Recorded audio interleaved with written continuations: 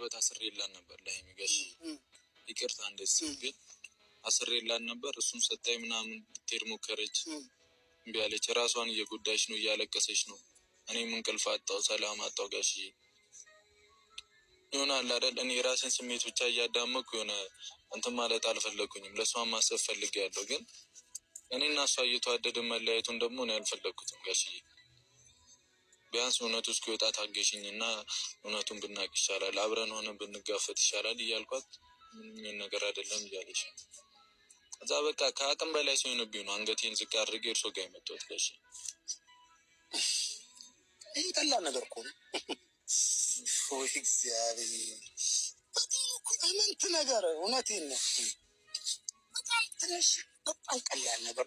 እሺ ሀይሚ፣ ስለዚህ ነገር አንቺ ስለዚህ ነገር ምን በገሃድ የደረስሽበት ነገር አለ? ምን ገሃዳዊ የሆንሽ ነገር አለ?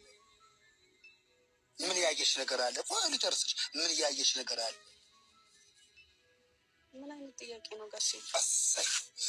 ሀይሚ ጋር ብሩክዬ ጋር ዛሬም አንድ ሴት አርግዣለሁ ያንተ ነው ብሩክ፣ ነገም ይሄ ልጅ አርግዣለሁ፣ ከነገም ወደ ሌላ ሴት አርግዣለሁ ብላ ብትመጣ አንቺ እሺ ምን ላይ ልትወቂ ነው? በምን ላይ አረጋጋሽ? ምን አየሽ?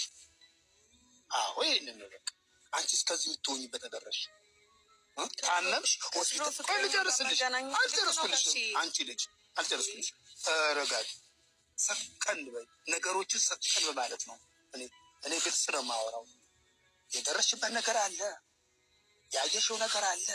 አንቺ የሆነች አንድ ሴት መጣችና በአንተ ነው ያረገዝኩት፣ እኔ ተመርምሮ አየሽ፣ ልጅ ተወልዶ አየሽ። አይ ተመለሽ ሀይሚዬ። እኔ በዚህ ነገር ምንድን ነው የምትለኝ? አልገባኝም። ምን ያየነው ነገር አለ? አልገባኝም። ምን ያየሽው ነገር አለ? ብሩኬ እኮ ራሱን ተጠራጥሯል። ተጠራጥረሃል? አልተጠራጠርክም? በሆነው ነገር ራሴን እየጠራጠርኩ ያለሁት እኮ በሆነው ነገር ነው። ነገሩ ቀሮብኛል። እርጉዝ ባትሆን እኮ ዞሮ ዞሮ አንተ ሌላ ሴት አግኝተሃል አይደል? እንዴት مشاركة بالبرنامج كامل تبع أهلي فنتك كان كثير الفايدة لإلنا.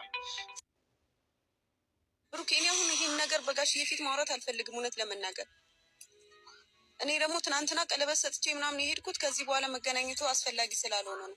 እኔ ከዚህ በኋላ ጋሽዬ መጎዳት የለብኝም። ምን እያልከኝ ነው? እኔ እያሳለፍኩት ያለውን ነገር ግን ታውቃለህ ጋሽዬ? ምንም እኮ አታውቅም። በቃ ብሩኬን ስለምትወደው ብቻ ምናምን እንትን እንድትል አልፈልግም። ምንም ነገር እንድታስተባብል አልፈልግም። እውነቱ መወራት አለበት። ማንም ሰው